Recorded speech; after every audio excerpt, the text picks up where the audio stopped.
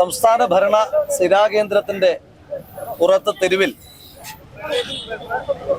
സംസ്ഥാന മഹിളാ കോൺഗ്രസിന്റെ അധ്യക്ഷ ശ്രീമതി ജബി മേത്തർ എംപിയും സംസ്ഥാന KSU കമ്മിറ്റിയുടെ അധ്യക്ഷൻ ശ്രീ അലോഷ്യ സേവ്യറും സംസ്ഥാന യൂത്ത് കോൺഗ്രസ് കമ്മിറ്റിയുടെ അധ്യക്ഷൻ എന്ന കപ്പാസിറ്റിയിൽ ഞാനും ഇങ്ങനെ ഏതെങ്കിലും ഒരു കാലത്ത് ഇതുപോലെ സംസ്ഥാന അധ്യക്ഷന്മാർക്ക് ഇത്തരത്തിലൊരു മാധ്യമ സമ്മേളനം നടത്തേണ്ടി വന്നിട്ടുണ്ടോ എന്ന് ചോദിച്ചാൽ എൻ്റെ പരിമിതമായ അറിവിൽ ഇല്ല എന്നാണ് ഉത്തരം. എന്തുകൊണ്ടാണ് ഇന്ന് ഈ മാധ്യമ സമ്മേളനം വിളിച്ചു ചേർത്തത് എന്ന് നിങ്ങൾക്ക് എല്ലാവർക്കും അറിവുള്ള കാര്യമാണ്.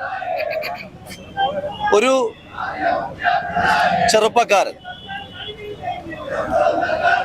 20കളിൽ നിൽക്കുന്ന ഒരു ചെറുപ്പക്കാരൻ ജീവിതത്തിൽ ഒരുപാട് വലിയ സ്വപ്നങ്ങൾ കണ്ട് ഭാവിയിൽ ഒരു നല്ല ക്യാമറാമാൻ ആകാൻ ആഗ്രഹിച്ച്, ഒരു നല്ല ചിത്രകാരനാകാൻ ആഗ്രഹിച്ച്, അക്കാദമിക് മികവിന്റെ പേരിൽ എൻട്രൻസ് പരീക്ഷ പാസ്സായി ഉയർന്ന റാങ്കോടുകൂടി ഒരുപാട് പ്രതീക്ഷകളും സ്വപ്നങ്ങളും പേറി ഒരു കലാലയത്തിലേക്ക് പഠിക്കുവാൻ ചെല്ലുന്ന സിദ്ധാർത്ഥൻ എന്ന് പറയുന്ന ചെറുപ്പക്കാരനെ അവന്റെ വീട്ടിലേക്ക് ശരീരമാസകലം ക്രൂരമായ മർദ്ദനങ്ങളുടെ പാടോടുകൂടി മൃതശരീരമായി തിരിച്ചു കിട്ടുന്ന മാനസികാവസ്ഥയിലാണ് കേരളം. സിദ്ധാർത്ഥന്റെ മാതാപിതാക്കൾ മാത്രമല്ല, കേരളീയ മനസാക്ഷിയുള്ള പൊതുസമൂഹം ആകെ ആ രക്ഷകർത്തൃ ദുഃഖത്തിലാണ് നിൽക്കുന്നത്. ഈ ദിവസങ്ങളിൽ ഈ കൊലപാതകവുമായി ബന്ധപ്പെട്ട് സംസ്ഥാനം ഭരിക്കുന്ന സർക്കാർ നടത്തിക്കൊണ്ടിരിക്കുന്ന കള്ളത്തരങ്ങൾ, സംസ്ഥാന സർക്കാരിന്റെ വിവിധ കൊട്ടേഷനുകൾ സ്വീകരിച്ചുകൊണ്ട് സർവകലാശാല ഉദ്യോഗസ്ഥന്മാർ, പാർട്ടി, സർക്കാരിനെ നിയന്ത്രിക്കുന്ന പാർട്ടി, അതിന്റെ ബഹുജന സംഘടനകൾ നടത്തിക്കൊണ്ടിരിക്കുന്ന തുടർച്ചയായ മോബ് ലിഞ്ചിങ്, അതിനൊക്കെ എതിരായിട്ടാണ് നമ്മൾ ഇത്തരത്തിലൊരു മാധ്യമ സമ്മേളനം ഇന്ന് ഇവിടെ വിളിച്ചു ചേർത്തിരിക്കുന്നത്. ഒന്ന് ആലോചിച്ചു നോക്കൂ, സിദ്ധാർത്ഥൻ എന്ന് പറയുന്ന ഒരു ചെറുപ്പക്കാരൻ, അവൻ കൊല്ലപ്പെടുകയാണ്. റാഗിങ് എന്ന് പറഞ്ഞ് നമുക്ക് പരിമിതപ്പെടുത്തുവാൻ കഴിയുമോ? റാഗിങ് പോലും ഈ രാജ്യത്ത് നിയമം വഴി സംസ്ഥാന നിയമത്തിന്റെ അടിസ്ഥാനത്തിൽ, കേന്ദ്ര നിയമത്തിന്റെ അടിസ്ഥാനത്തിൽ നിരോധിക്കപ്പെട്ടിട്ടുള്ള ഒരു ക്രിമിനൽ ഒഫൻസ് ആണ്. അപ്പൊ റാഗിങ് അല്ല, ഒന്ന് റാഗിങ് ഉണ്ട്. റാഗിങ് മാത്രമല്ല, അത് കൂടാതെ സദാചാര ഗുണ്ടായിസം. SFI എന്ന് പറയുന്ന സംസ്ഥാനത്തിനകത്തെ ഏറ്റവും വലിയ ടെററിസ്റ്റ് റിക്രൂട്ടിംഗ് ഏജൻസി ഇന്ന് മത്സരിക്കുന്നത് രാജ്യത്തെ ഏറ്റവും വലിയ സദാചാര ഗുണ്ടായിസം നടത്തിയിട്ടുള്ള ഹനുമാൻ സേനയോടും ബജ്രംഗ് ദളിനോടും ഒക്കെയാണ് എന്ന് പറയുമ്പോൾ ഇതിനകത്തെ സദാചാര ഗുണ്ടായിസത്തിന്റെ വ്യാപ്തി നമുക്ക് മനസ്സിലാവുകയാണ്. അതുണ്ട്. ആൾക്കൂട്ട വിചാരണ CPM-നെ സംബന്ധിച്ചിടത്തോളം പുതിയൊരു കാര്യമല്ല. ആൾക്കൂട്ട വിചാരണ, അരിയിൽ ഷുക്കൂറിന്റെ കേസ് നിങ്ങൾക്കറിയാം. ഒരാൾക്കൂട്ടം വിചാരണ ചെയ്തൊരു ചെറുപ്പക്കാരനെ കൊന്നതിന്റെ പശ്ചാത്തലം ഇതിനു മുൻപും CPM-നുണ്ട്. അങ്ങനെ പശ്ചാത്തലമുള്ള CPM ആൾക്കൂട്ട വിചാരണ നടത്തി ഒരു ചെറുപ്പക്കാരനെ ക്രൂരമായി കൊന്നിരിക്കുകയാണ്. ഇതിനുശേഷം ഉത്തരവാദിത്തപ്പെട്ട ആളുകളിൽ നിന്നുണ്ടാകുന്ന റിയാക്ഷനാണ് നമ്മളെ അമ്പരപ്പിക്കുന്നത്. ഇതിനകത്ത് സർക്കാരിന്റെ അനാവശ്യമായ വൃത്തികെട്ട ധൃതിയുടെ ഒന്നാമത്തെ ഉദാഹരണം ഈ സർവകലാശാലയുടെ വകുപ്പിന്റെ മന്ത്രി കൂടിയായ ശ്രീമതി ചിഞ്ചു റാണിയുടെ പ്രസ്താവനയാണ്. ഞാൻ അവരുടെ മാധ്യമങ്ങളിൽ തന്നെ കൊടുത്തിട്ടുള്ള 2 പ്രസ്താവനകൾ നിങ്ങളെ കാണിക്കാൻ ആഗ്രഹിക്കുക. കോളേജിൽ നടന്നത് ഡീനല്ല കുട്ടികളെ ആക്രമിച്ചത്. ഈ മരണപ്പെട്ട പയ്യനെ ആക്രമിച്ചത് ഡീനല്ല. പിന്നെ ഡീന് എന്താണ് യൂണിവേഴ്സിറ്റിയിലെ വൈസ് ചാൻസലർ വീണ്ടും ഒരു റിപ്പോർട്ട് എടുത്തപ്പോൾ ഡീന്റെ ഭാഗത്ത് നിന്ന് ചില പോയിട്ടില്ലായിരുന്നു. അതായത് 2 ദിവസമായി കേരളത്തിന്റെ ഉത്തരവാദിത്തപ്പെട്ട ഒരു മന്ത്രി നടത്തിയിട്ടുള്ള പ്രസ്താവനകൾ, ആ പ്രസ്താവനകളാണ് ഞാനിപ്പോൾ കാണിച്ചത്. ഒന്നാമത്തെ ദിവസം തന്നെ മന്ത്രി പറയുകയാണ്, ഡീനാണോ കുട്ടികളെ ആക്രമിച്ചത്? ഡീന്റെ ഭാഗത്ത് ഒരു തെറ്റുമില്ല, ഡീനെ പുറത്താക്കണ്ട. ഞാൻ ചോദിച്ചോട്ടെ, ഈ വിഷയത്തിനകത്ത് ഏതെങ്കിലും ഒരു അന്വേഷണം നടക്കുന്നതിന് മുമ്പ് why this ugly and dirty haste? ഒരു സംസ്ഥാനത്തിന്റെ മന്ത്രിക്ക് ഇറങ്ങി നിന്ന് ഒരു ഡീനിനെ പോലെ ഉദ്യോഗസ്ഥനെ സംരക്ഷിക്കേണ്ടുന്ന എന്ത് ബാധ്യതയാണ് ഈ സംസ്ഥാനത്തിനകത്തുള്ളത്? പിന്നീട് മാധ്യമങ്ങളിലൂടെ വന്ന വാർത്തകളുടെ അടിസ്ഥാനത്തിൽ മന്ത്രിക്ക് തന്നെ തന്റെ മുൻ പ്രസ്താവനയിൽ നിന്ന് പിന്നാക്കം പോകേണ്ടുന്ന സാഹചര്യം ഉണ്ടായി. അപ്പൊ ഇവർ സംരക്ഷിക്കാൻ ആഗ്രഹിച്ച ഡീന്റെ, അയാൾ സിദ്ധാർത്ഥൻ എന്ന് പറയുന്ന ചെറുപ്പക്കാരന്റെ കൊലപാതകത്തിന് ശേഷം വിളിച്ചു ചേർത്ത അനുശോചന യോഗത്തിൽ പറഞ്ഞിട്ടുള്ള പ്രസംഗം, അതിന്റെ വെർബാറ്റം ഇന്ന് എല്ലാ മാധ്യമങ്ങളിലും ലഭ്യമാണ്. എങ്കിലും ഞാൻ പറയാം, അയാളുടെ വെർബാറ്റം എന്താണ്? അന്ന് ഏകദേശം 1:45 സമയത്ത് നമുക്ക് അസിസ്റ്റന്റുകൾ കോൾ വരുന്നു, ഹോസ്റ്റലിൽ എന്തോ പ്രശ്നം നടക്കുന്നു. ഞാൻ ചെന്ന് കണ്ടു, കാര്യങ്ങൾ ബോധ്യപ്പെട്ടു. അത് നോട്ട് ചെയ്യണം. ഞാൻ ചെന്നു, കണ്ടു, കാര്യങ്ങൾ ബോധ്യപ്പെട്ടു. നമ്മുടെ സർക്കാർ ആശുപത്രിയിൽ ആംബുലൻസ് വന്നു. എന്തെങ്കിലും സാധ്യതയുണ്ടെങ്കിൽ ജീവൻ രക്ഷിക്കാമെന്ന് കരുതി പെട്ടെന്ന് തന്നെ ആശുപത്രിയിൽ എത്തിച്ചു. ആശുപത്രിയിൽ എത്തിച്ച ശേഷം ഡോക്ടർമാർ മരണം സ്ഥിരീകരിക്കുന്ന സാഹചര്യമാണ് ഉണ്ടായത്. ശേഷം നമുക്ക് വേറെ മാർഗമില്ല, പോലീസിനെ അറിയിച്ചു. അതായത് മറ്റു മാർഗങ്ങളൊന്നും ഇല്ലാത്തതിന്റെ പേരിൽ പോലീസിനെ അറിയിച്ചു. പറഞ്ഞത് ഞാനല്ല, അവിടുത്തെ ഏതെങ്കിലും കോൺഗ്രസ് നേതാവല്ല, പറഞ്ഞിരിക്കുന്ന ആ സർവകലാശാലയിൽ ഉത്തരവാദിത്തപ്പെട്ട ഡീൻ തന്നെയാണ്. അതിനുശേഷം അയാൾ പറയുകയാണ് കൺക്ലൂസീവായി ആക്സിഡന്റ് ആണ്, ഇത് ആക്സിഡന്റ് ആണ്. ഇതിനെപ്പറ്റി ആർക്കും സംശയങ്ങൾ ധ്വനിപ്പിക്കുന്ന വാചകങ്ങൾ പറയാൻ പാടില്ല. അവിടെ വന്നിരിക്കുന്ന കുട്ടികളോട് അയാൾ തന്നെ പറയുകയാണ് ഇത് ആക്സിഡന്റ് ആണ്, കൺക്ലൂസീവായി പറയുകയാണ് ആക്സിഡന്റ് ആണ്, ഇതിനെപ്പറ്റി ആരും സംശയാസ്പദമായി ഒന്നും പറയാൻ പാടില്ല. ഞാൻ ചോദിച്ചോട്ടെ, ആ ഹോസ്റ്റലിൽ നടന്ന സ്വാഭാവികമായ ഒരു സംഭവമാണ് എങ്കിൽ എന്തിനാണ് അതിനെ കവറപ്പ് ചെയ്തുകൊണ്ട് ആർക്കും സംശയം തോന്നരുത് എന്ന് ഡീൻ പറയുന്ന സാഹചര്യം എന്താണ്? അപ്പോ ഇതിനകത്തെ മുഖ്യ പങ്കുള്ളയാള് ഡീൻ തന്നെയാണ്. ഈ ഡീൻ എന്ന് പറയുന്ന സഖാവ് നാരായണൻ, അയാളുടെ പശ്ചാത്തലം നിങ്ങൾക്കറിയാം. ഈ സർക്കാരിന്റെ കാലത്ത് അനധികൃതമായി തൃശ്ശൂരിൽ അയാൾ ഒരു ക്വാർട്ടേഴ്സ് കയ്യേറി വെച്ചിരിക്കുകയാണ്. അയാൾക്ക് അവകാശമില്ലാത്ത ക്വാർട്ടേഴ്സ് ഈ സർക്കാരിന്റെ 7 വർഷക്കാലമായി അനധികൃതമായി കയ്യേറ്റം ചെയ്തു വെച്ചിരിക്കുന്ന സാഹചര്യം അയാൾക്കുണ്ട്. അയാൾ എല്ലാ കാലത്തും SFI എന്ന് പറയുന്ന പ്രസ്ഥാനത്തെ തീറ്റിപ്പോറ്റുന്നയാളാണ്. ഉത്തരവാദിത്തത്തോടെ പറയട്ടെ, SFI എന്ന് പറയുന്ന സംഘടനയുടെ ചിയറപ്പ് വിത്ത് SFI എന്ന പരിപാടി ഉദ്ഘാടനം ചെയ്തു എന്ന് മാത്രമല്ല, നാരായണന് SFI ആയിട്ട് ചിയേഴ്സ് ബന്ധമാണ് ആ സർവകലാശാലയ്ക്കകത്തുള്ളത് എന്ന് ഉത്തരവാദിത്തത്തോടു കൂടി പറയുവാൻ ആഗ്രഹിക്കുന്നു. അയാൾ വിളിച്ചു ചേർത്ത അനുശോചന യോഗത്തിന്റെ പ്രത്യേകത എന്താ? ആ അനുശോചന യോഗത്തിന്റെ മുൻവരിയിൽ ഇരിക്കുന്ന ആളുകൾ അത്രയും ഇന്ന് പോലീസിന്റെ പ്രതിപട്ടികയിലുള്ള ആളുകളാണ്. ആടിനെ കൊന്നതിന് ശേഷം ചെന്നായ്ക്കളുടെ അനുശോചന യോഗമായിരുന്നു നാരായണൻ എന്ന് പറയുന്ന ചെന്നായുടെ നേതൃത്വത്തിൽ അവിടെ സംഘടിപ്പിച്ചിട്ടുള്ളത്. ഇതടക്കമുള്ള വിഷയങ്ങളുടെ പശ്ചാത്തലത്തിൽ ഈ അന്വേഷണത്തെ അട്ടിമറിക്കുവാൻ ശ്രമിച്ചതിന്റെ പേരിൽ നാരായണൻ എന്ന് പറയുന്ന ഡീനിനെ അടിയന്തരമായി പുറത്താക്കുവാൻ ഈ സംസ്ഥാന സർക്കാർ തയ്യാറാകണം. അതോടൊപ്പം തന്നെ അയാളെ പ്രതിപട്ടികയിലും ചേർക്കണം. ഇത്ര ക്രൂരമായ ആൾക്കൂട്ട വിചാരണ മനസ്സിലാക്കണം. നമ്മുടെയൊക്കെ ഹൃദയത്തെ തൊടുന്ന രീതിയിൽ ഒരു ചെറുപ്പക്കാരനെ 3 ദിവസക്കാലം ക്രൂരമായി മർദ്ദിക്കുക, ഒന്നാമത്തെ ബെൽറ്റ് പൊട്ടുന്നത് വരെ അടിക്കുക, രണ്ടാമത്തെ ബെൽറ്റ് പൊട്ടിയതിനു ശേഷം മാത്രം ബെൽറ്റ് വെച്ചുള്ള അടി നിർത്തുക. അതിനുശേഷം ആ ചെറുപ്പക്കാരനെ നിലത്ത്, ചോരയിൽ കുളിച്ചു കിടക്കുന്ന ചെറുപ്പക്കാരനെ നിലത്ത് കിടത്തിയതിനു ശേഷം ആ ചെറുപ്പക്കാരന്റെ ശരീരത്തിന് കുറുകെ കസേരയിട്ടിട്ട് ഇരുമ്പ് വടി കൊണ്ട് പിന്നെയും അടിക്കുക. അതിനുശേഷം ആ ചെറുപ്പക്കാരനെ ദണ്ട് വെച്ചടിക്കുക. അതിനുശേഷം കൊന്നു കെട്ടിത്തൂക്കുക. ഉത്തരവാദിത്വത്തോടു കൂടി ഒരു കാര്യം കൂടി പറയുവാൻ ആഗ്രഹിക്കുന്നു. ആ ചെറുപ്പക്കാരൻ തൂങ്ങി നിന്ന ആ തുണിക്കഷ്ണം അത് ഫോറൻസിക് പരിശോധനയ്ക്ക് വിടുമ്പോ സംസ്ഥാന സർക്കാരിന്റെ ഇടപെടൽ ഉണ്ടാകുവാൻ പാടില്ല. കാരണം അതിനകത്ത് ഉത്തരവാദിത്വത്തോടെ പറയുന്നു, ഇതിനകത്തെ പ്രതികളുടെ ഫിംഗർ പ്രിന്റുകളുണ്ട്. അതിനെ മറയ്ക്കുവാൻ വേണ്ടിയിട്ടാണ് പോലീസ് ഇപ്പോൾ തന്നെ പറയുന്നത് ഈ സിദ്ധാർത്ഥൻ എന്ന് പറയുന്ന ചെറുപ്പക്കാരനെ കെട്ടഴിച്ചത് ഈ പ്രതികളാണെന്ന് പറയുന്നത് അതിനെ കവറപ്പ് ചെയ്യുവാൻ വേണ്ടിയിട്ടാണ്. അതിനുശേഷം ഈ കൊലപാതകം ഉണ്ടാകുന്നു. പിന്നെ എന്തൊക്കെയാ കേരളത്തിൽ സംഭവിച്ചുകൊണ്ടിരിക്കുന്നത്? കഴിഞ്ഞ ഈ 10-20 SFIക്കാർ ചേർന്നിട്ട് ആ ചെറുപ്പക്കാരനെ അതിക്രൂരമായി കൊന്നു. 130ഓളം വരുന്ന വരിയുടയ്ക്കപ്പെട്ട വിദ്യാർത്ഥികൾ മൗനമായി ആ ചെറുപ്പക്കാരന്റെ കൊലപാതകത്തിന് സാക്ഷികളായി നിന്നു. ആ കൊലപാതകത്തിന് വേണ്ടുന്ന എല്ലാ ഒത്താശയും നാരായണൻ എന്ന് പറയുന്ന ഡീന്റെ നേതൃത്വത്തിൽ ചെയ്തു കൊടുത്തു.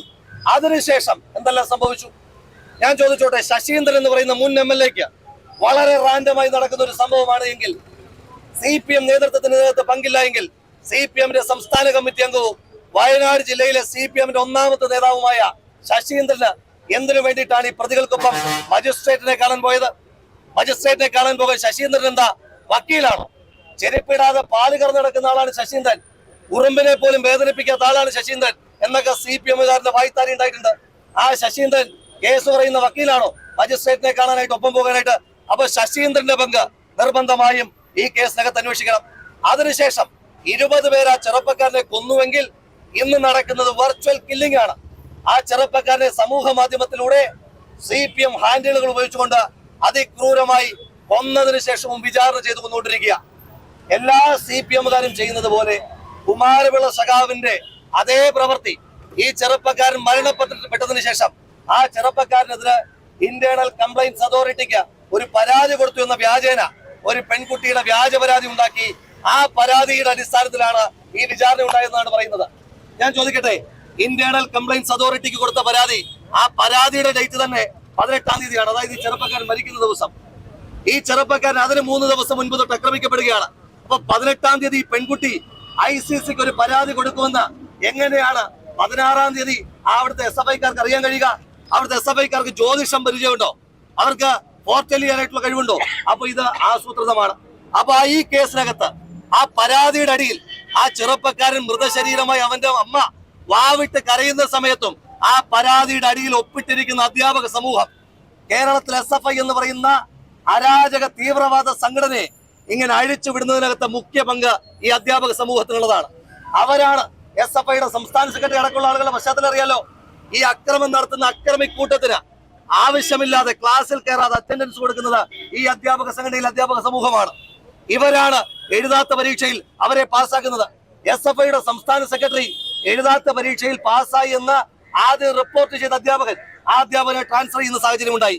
SFI എന്ന് പറയുന്ന അരാജക സംഘടനയ്ക്ക് വഴിപ്പെടാത്ത അധ്യാപകരെ നിലം തൊടാൻ അനുവദിക്കുന്നില്ല എന്ന് പറയുന്ന സാഹചര്യം ഉണ്ടാകുന്നത്. അപ്പൊ ആ ചെറുപ്പക്കാരനെ അതിനുശേഷവും കൊന്നതിന് ശേഷവും നിരന്തരമായി മയമില്ലാതെ കൊന്നുകൊണ്ടിരിക്കുക. ഇന്നലെ ആ ഡീൻ എന്ന് പറയുന്ന കൊടും കുറ്റവാളി ക്രിമിനൽ, അയാൾ പറഞ്ഞത് എന്താ? നിങ്ങൾ അയാളുടെ ബോഡി ലാംഗ്വേജ് ശ്രദ്ധിച്ചോ? അയാളുടെ മുഖത്തോ അയാളുടെ മനസ്സിലോ അയാളുടെ ശരീരഭാഷയിലോ അയാളുടെ വാക്കുകളിലോ കുറ്റബോധത്തിന്റെ ലെവലേശ തുമ്പെങ്കിലും അതിനകത്തുണ്ടോ? ഇല്ല. അയാൾ ഒരു കൊടും കുറ്റവാളിയെ പോലെ അയാൾ ഈ വെർച്വൽ കൊലപാതകങ്ങൾക്ക് ഇന്ന് നേതൃത്വം കൊടുത്തുകൊണ്ടിരിക്കുക. ഡീൻ പറഞ്ഞത് ഞാൻ സെക്യൂരിറ്റി ആണോ ഇതൊക്കെ ചോദിക്കാനെന്നാണ്. അയാൾക്ക് ആ പദവിയുടെ മഹത്വം അറിയാത്തത് കൊണ്ടാണ്. അതേ മിസ്റ്റർ ഡീൻ, നിങ്ങൾ സെക്യൂരിറ്റി തന്നെയാണ്. നിങ്ങളുടെ ക്യാമ്പസിലെ കുട്ടികളുടെ ജീവന്റെയും സ്വത്തിന്റെയും സെക്യൂരിറ്റി തന്നെയാണ് നിങ്ങൾ. അത് ചെയ്യുവാൻ കഴിയുന്നില്ല എങ്കിൽ നിങ്ങൾ ആ പദവിയിൽ തുടരാൻ അർഹനല്ല. ഒരു കാര്യം കൂടി ശ്രദ്ധയിൽപ്പെടുത്താൻ ആഗ്രഹിക്കുന്നു. കഴിഞ്ഞ ദിവസങ്ങളിലെ മാധ്യമ ചർച്ചകൾ, ഇവിടെ ശ്രീ അബിൻ വർക്കി അടക്കമുള്ള ആളുകളുണ്ട്. മാധ്യമ ചർച്ചകളിൽ SFIയുടെ നേതാക്കന്മാർ വന്നിരുന്ന ന്യായീകരിക്കുക. സ്വർണ്ണക്കടത്ത് പോലൊരു കേസിനകത്ത് മുഖ്യമന്ത്രിയെ ന്യായീകരിക്കുന്നില്ല എന്ന് CPM തീരുമാനമെടുത്തു.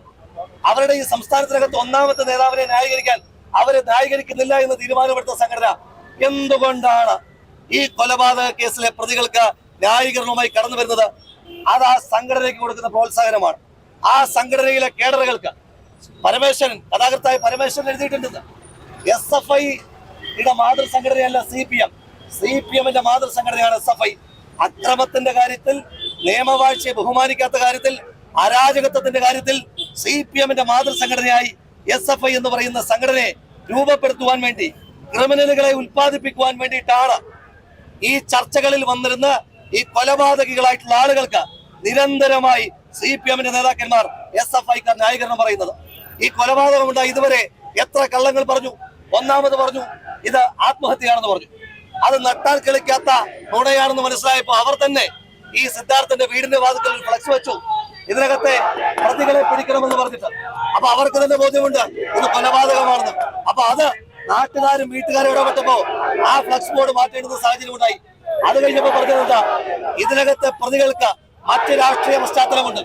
ആ രാഷ്ട്രീയ പശ്ചാത്തലമുണ്ട് എന്ന് പറഞ്ഞ് ഇവർ മാർക്ക് ചെയ്ത ആളുകൾ SFIയുടെ യൂണിയൻ നേതാക്കന്മാരാണ് എന്ന് തെളിയിക്കപ്പെട്ടപ്പോ ആ കള്ളവും പൊളഞ്ഞു. അപ്പൊ നിരന്തരമായി ഈ സംഭവം ഉണ്ടായതിനു ശേഷം കള്ളം പറഞ്ഞുകൊണ്ട് ഈ കൊലപാതകത്തെ ഇല്ലായ്മ ചെയ്യുവാൻ, കൊലപാതകത്തിൽ പങ്കാളികളായ ആളുകളുടെ പങ്കിനെ ഇല്ലായ്മ ചെയ്യുവാൻ വേണ്ടിയിട്ടാണ് ശ്രമിച്ചുകൊണ്ടിരിക്കുന്നത്. ഈ സർവകലാശാലയിൽ തന്നെ അശോക് എന്ന് പറയുന്ന VC SFIയുടെ തോന്നിവാസങ്ങൾക്ക് കൂട്ടുനിൽക്കാത്തതിന്റെ പേരിൽ മാത്രമാണ് അശോക് എന്ന് പറയുന്ന വൈസ് ചാൻസലറെ അവിടുന്ന് മാറ്റുന്ന സാഹചര്യം ഉണ്ടായത്. അപ്പൊ ഈ അക്രമങ്ങൾക്കെല്ലാം സർക്കാർ ഒത്താശ ചെയ്ത് കൊടുക്കുകയാണ്. ഇന്നലെ ചിഞ്ചു റാണിയുടേതായിട്ട് പറഞ്ഞത് അവിടെ CCTV ക്യാമറകൾ സ്ഥാപിക്കുവാൻ പോവുകയാണ് എന്നാണ്. ചിഞ്ചു റാണിയോട് ചോദിക്കട്ടെ, അങ്ങനെയാണെങ്കിൽ ഈ കേരള സംസ്ഥാന സർക്കാരിന്റെ പൊതുഖജനാവിൽ നിന്ന് പണം ചിലവാക്കി 2019 ആണ്ടിൽ സ്ഥാപിച്ച CCTV എവിടെ പോയി? 2021 ആണ്ടിൽ പുനഃസ്ഥാപിച്ച CCTV എവിടെ പോയി? ആ CCTV അത്രയും നശിപ്പിച്ചത് അവിടുത്തെ SFIക്കാരാണ്. SFIക്കാരന് മാത്രം പ്രവർത്തന സ്വാതന്ത്ര്യമുള്ള ക്യാമ്പസാണ്. ഞാൻ ചോദിച്ചോട്ടെ, ജനാധിപത്യവും സോഷ്യലിസവും ഉറപ്പ് പറയുന്ന SFIക്കാരന് ക്യാമ്പസിലെ ഹോസ്റ്റലിനകത്ത് CCTV ഇരിക്കുമ്പോ എന്തിനാണ് CCTV എടുത്ത പരാക്രമം? അപ്പൊ അതിന് മറുപടി പറയാനുള്ള ബാധ്യത ഈ സംസ്ഥാന സർക്കാരിനുണ്ട്. വിജയനും ആഭ്യന്തരമന്ത്രിയായ വിജയനും മുഖ്യമന്ത്രിയായ വിജയനും തമ്മിൽ ഒരു മത്സരം നടന്നുകൊണ്ടിരിക്കുകയാണ്. ആരാണ് നമ്പർ 1 പോയിന്റ് എന്ന് തെളിയിക്കാൻ. ഈ സെക്രട്ടേറിയറ്റിനകത്ത്, ക്ലിഫ് ഹൗസിനകത്ത് മരപ്പട്ടിയെ പറ്റി വിജയൻ പറഞ്ഞു. ഈ സെക്രട്ടേറിയറ്റിനകത്ത് മരപ്പട്ടികളുടെ ഭരണം ഇരിക്കുന്നത് കൊണ്ടാണ് ഈ ചെറുപ്പക്കാരന് ഇങ്ങനെ ക്രൂരമായി കൊല ചെയ്യപ്പെടേണ്ടി വരുന്നത്? വിജയനോട് ചോദിക്കുന്നു, കേരളം പോലും സംസ്ഥാനത്തിനകത്ത് സിദ്ധാർത്ഥനെ പോലും ചെറുപ്പക്കാരൻ അതിക്രൂരമായി പൈശാചികമായി നരനായാട്ടിലൂടെ കൊല്ലപ്പെട്ടിട്ട് ഇതുവരെ വിജയൻ ഒരു പ്രസ്താവനയിലൂടെ, മുഖപുസ്തകത്തിലെ ഒരു കുറിപ്പിലൂടെ അനുശോചനമെങ്കിലും രേഖപ്പെടുത്തിയിട്ടുണ്ടോ? വിജയൻ ഫേസ് ടു ഫേസ് നടത്തുന്നുണ്ടല്ലോ വ്യവസായികളുമായി, വ്യാപാരികളുമായി, സിനിമാ താരങ്ങളുമായി. ആ ഫേസ് ടു ഫേസ് നടത്തുന്ന പിണറായി വിജയനോട് ചോദിക്കാൻ ആഗ്രഹിക്കുന്നു, mister Vijayan, are you dare enough to face the parents of Siddharthan? Siddharthan എന്ന് പറയുന്ന ചെറുപ്പക്കാരന്റെ രക്ഷിതാക്കളെ ഈ മുഖാമുഖത്തിൽ ഒന്ന് വന്നിരുന്ന് കാണാനുള്ള ആർജവം, ധൈര്യം പിണറായി വിജയൻ ഉണ്ടോ എന്ന് ചോദിക്കാനായിട്ട് ആഗ്രഹിക്കുകയാണ്. ഇതടക്കമുള്ള വിഷയങ്ങളിൽ ഈ സംസ്ഥാന സർക്കാർ വെച്ചു പുലർത്തുന്ന കൊള്ളരുതായ്മകൾക്കും കെടുകാര്യസ്ഥതയ്ക്കും എതിരായിട്ടാണ് ഞങ്ങൾ ഇത്തരത്തിൽ ഒരു മാധ്യമ സമ്മേളനം ഇവിടെ വിളിച്ചു ചേർത്തത്.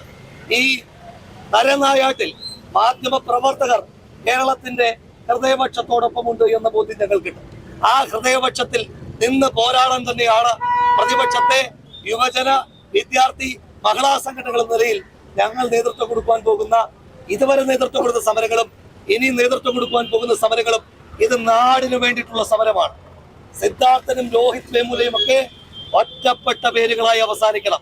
അടിക്കടി ആവർത്തിക്കപ്പെടേണ്ടുന്ന പേരുകളായി സിദ്ധാർത്ഥനും രോഹിത് വേമുലയും മാറാൻ പാടില്ല. SFI-കാരൻ കേരളത്തിലെ ക്യാമ്പസുകളിൽ, ഹോസ്റ്റലുകൾ കേന്ദ്രീകരിച്ചുകൊണ്ട് ഒരു സിദ്ധാർത്ഥൻ കൊല്ലപ്പെട്ടെങ്കിൽ എത്ര സിദ്ധാർത്ഥന്മാരാണ് കണ്ണിന് കാഴ്ച പോയി, ചെവിക്ക് കേൾവിശക്തി നഷ്ടമായി, മിണ്ടാൻ കഴിയാതെ, എഴുന്നേറ്റ് നടക്കുവാൻ കഴിയാതെ മൃതപ്രായരായി കിടക്കുന്ന എത്ര സിദ്ധാർത്ഥന്മാരുണ്ട്? ഹോസ്റ്റലുകൾ, പ്രത്യേകിച്ച് മെൻസ് ഹോസ്റ്റലുകൾ, ഉത്തരവാദിത്തത്തോടെ പറയട്ടെ, കേരളത്തിനകത്തെ ഏറ്റവും വലിയ ഡ്രഗ് ക്യാരിയേഴ്സ്, ഏറ്റവും വലിയ ഡ്രഗ് പെഡലേഴ്സ് SFI എന്ന് പറയുന്ന ടെററിസ്റ്റ് ഓർഗനൈസേഷനാണ്. അവർ ലഹരി കൊണ്ടും ഭയം കൊണ്ടുമാണ് ക്യാമ്പസുകൾ ഭരിക്കുന്നത്. പലപ്പോഴും സർവകലാശാലകളുടെ കീഴിലെ കോളേജ് ഇലക്ഷനുകൾ വരുമ്പോൾ നിങ്ങൾ പറയാറുണ്ടല്ലോ, 100 കോളേജിൽ 80 കോളേജ് SFI ജയിച്ചത്. എങ്ങനെയാ ജയിക്കുന്നത്? പ്രത്യയശാസ്ത്രം പറഞ്ഞിട്ടല്ല. ഇപ്പൊ നമ്മൾ ചോദിക്കുന്നില്ലേ, 130 കുട്ടികളിൽ ഒരാൾ പോലും എന്താണ് സാക്ഷി പറയാത്തതെന്ന്? ധൈര്യമില്ല, ഭയമാണ്. ആ ഭയം കൊണ്ടാണ് SFI-കാരൻ കേരളത്തിലെ ക്യാമ്പസുകൾ ഭരിക്കുന്നത്. ഞങ്ങൾ ഡിമാൻഡ് ചെയ്യുന്നു, കേരളത്തിലെ കോളേജുകളിൽ, കോളേജ് ഹോസ്റ്റലുകളിൽ അടിയന്തരമായ റെയ്ഡ്സ് നടക്കണം. അവിടെ SFI-കാരൻ നേതൃത്വം കൊടുക്കുന്ന ലഹരി കൊട്ടേഷൻ മാഫിയകളെ പോലീസ് പിടികൂടുവാൻ തയ്യാറാകണം. കേരളത്തിലെ ഹോസ്റ്റലുകളിൽ SFI-കാരൻ അടക്കി ഭരിക്കുന്ന, SFI-കാരൻ മുടക്കോഴ മലകൾ പോലെയുള്ള പാർട്ടി ഓഫീസുകളാക്കി, പാർട്ടി ഗ്രാമങ്ങളാക്കി കണ്ടിട്ടില്ലേ? ഹോസ്റ്റലുകളിൽ ചെഗ്വേരയുടെ പടം. എന്താ ചെഗ്വേരയ്ക്ക് ഹോസ്റ്റലുകളിലെ ചുവരുകളിൽ കാര്യം? ചെഗ്വേരയുടെ വീട്ടിൽ നിന്ന് പണമെടുത്തിട്ടാണ് ഹോസ്റ്റലുകൾ പണിഞ്ഞിരിക്കുന്നത്. അപ്പൊ അങ്ങനെ ചെഗ്വേരയുടെ പടം വെച്ച് പാർട്ടി ഗ്രാമങ്ങളാക്കി മാറ്റിയിരിക്കുന്ന ഹോസ്റ്റലുകൾ ജനാധിപത്യത്തിന്റെ വെളിച്ചമോ അഭിപ്രായ സ്വാതന്ത്ര്യത്തിന്റെ ശ്വാസമോ എത്തിപ്പെടാത്ത ആ ഹോസ്റ്റലുകളിൽ ജനാധിപത്യ പ്രസ്ഥാനങ്ങൾ ഇടിച്ചു നിരത്തണം. ആ ശുദ്ധീകരണ പ്രവർത്തനങ്ങൾക്ക് മാധ്യമങ്ങളുടെ പിന്തുണ ഉണ്ടാക്കണം. ഒരു സ്പെഷ്യൽ ഇൻവെസ്റ്റിഗേഷൻ ടീം കേരളത്തിലെ ഹോസ്റ്റലുകൾ കേന്ദ്രീകരിച്ചുകൊണ്ട് നടക്കുന്ന ഡ്രഗ് പെഡലിങ്ങും അതുപോലെ തന്നെ ക്രിമിനൽ ആക്ടിവിറ്റികളും അന്വേഷിക്കാൻ തയ്യാറാകണം. അതുപോലെ തന്നെ സിദ്ധാർത്ഥന്റേത് ഇതുവരെ ആത്മഹത്യ മാത്രമായി നിലനിൽക്കുന്ന സിദ്ധാർത്ഥന്റെ കേസ് തെളിയാക്കാൻ മർദ്ദറാണ്. ഇവർ കൊലപാതകികളാണ്. ഈ നാടിനെ നടക്കുന്ന കൊലപാതകികളായി ഇവർക്കെതിരായിട്ട് കൊലക്കുറ്റത്തിന് കേസെടുക്കണം എന്നാവശ്യപ്പെടുവാൻ വേണ്ടിയിട്ടാണ് ഈ മാധ്യമ സമ്മേളനം. ഇതിൽ കേരളത്തിലെ അന്വേഷണ ഏജൻസികൾ പര്യാപ്തമല്ല. CBI, കേരള സംസ്ഥാന സർക്കാരിന് സ്വാധീനിക്കുവാൻ കഴിയാത്ത രീതിയിൽ CBI എൻക്വയറി കൂടി ഞങ്ങൾ ആവശ്യപ്പെടുകയാണ്.